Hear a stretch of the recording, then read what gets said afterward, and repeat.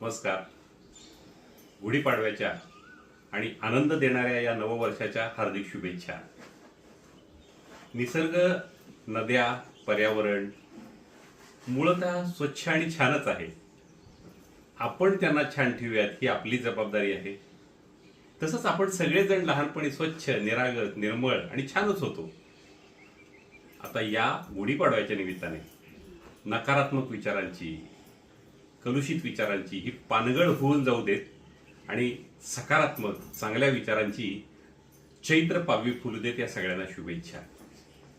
खरं तर ना, आपण सगळ्यांनी हे लक्षात घेऊयात की निमित्त आहे हे नवीन सणाचं, गुढीपाडव्याचं, नवीन वर्षाचं, की नात्यांमध्ये सुद्धा कुठे कलुषितपणा आला असेल सोडून देऊया.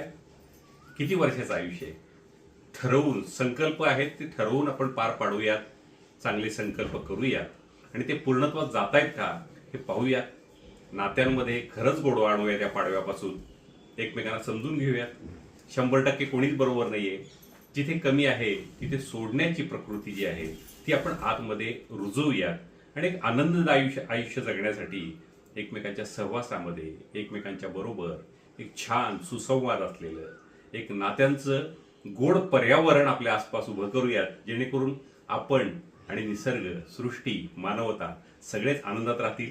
याच गुढीपाडव्याच्या सर्वांना मनापासून शुभेच्छा.